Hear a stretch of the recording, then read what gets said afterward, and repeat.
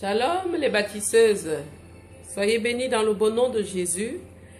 Il me vient à cœur aujourd'hui de vraiment faire ce partage dans la simplicité par rapport à la vie de la femme dans son foyer. Vous allez constater que moi je parle que de la femme dans son foyer, je ne parle que de bâtir son foyer comme les émissions que nous animons sur les médias.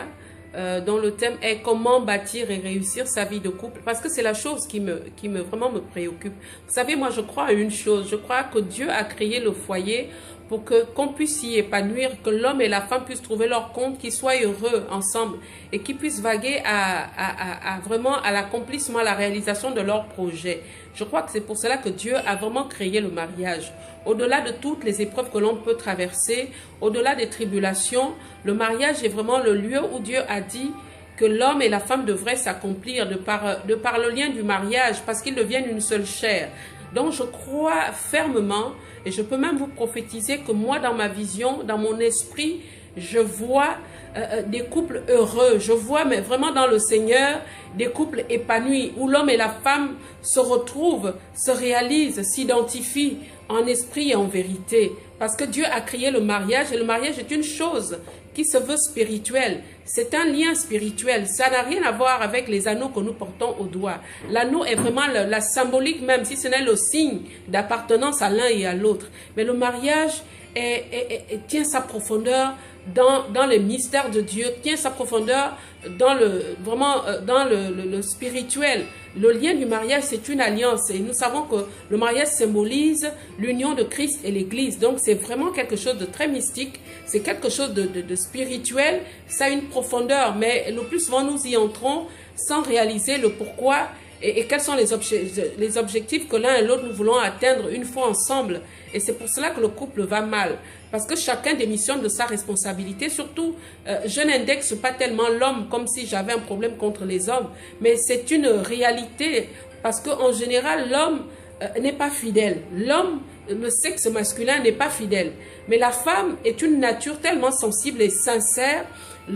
Surtout lorsqu'elle se donne au Seigneur, elle veut réussir son mariage, elle se donne les moyens de le faire. Et si elle trouve un homme qui le comprend dans la même direction, qui saisit aussi la pensée, avec qui les projets sont vraiment communs, ça ne peut que marcher.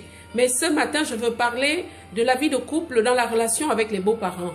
Parce que c'est aussi une chose qui est une source de conflit, mais très avérée. Pourquoi? Parce que l'homme difficilement quitte son père et mère.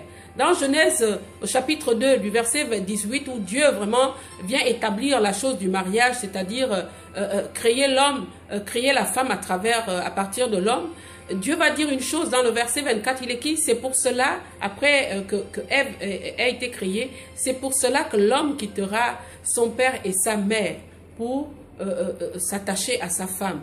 Donc, il y a la notion de quitter, la notion de se séparer, il y a la notion d'appartenir à sa femme, il y a la notion de vivre l'union ensemble, d'être un, de se retrouver, de s'identifier. Mais cette identification est quelque chose qui n'arrive pas à se faire parce que l'homme ne quitte pas.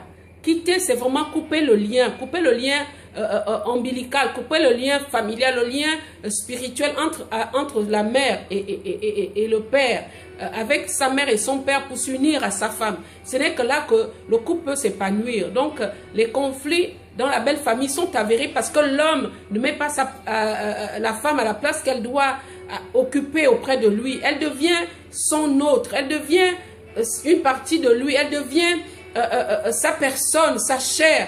Donc il doit s'identifier à elle, et à partir de là il doit tout faire pour la rendre heureuse, pour que tout se passe bien, et mettre chacun à sa place. Quand on dit quittera père et mère, cela ne veut pas dire qu'il va renoncer à sa famille, mais cela veut simplement dire que sa femme devient sa priorité, sa femme devient la personne la plus importante dans sa vie. Bien que son père et sa mère restent importants, mais sa femme devient l'être au travers lequel il s'identifie, avec qui il doit avoir des projets dont il doit s'occuper en priorité. Mais c'est à cause du manque de considération, ou si ce n'est de la pratique de ces recommandations, que le couple peut rencontrer des problèmes. C'est aussi valable pour la femme. Elle doit quitter père et mère, elle doit tout abandonner pour s'allier à son mari. Donc l'alliance est quand on dit alliance, on dit s'allier, on dit devenir allié, donc s'unir, devenir un.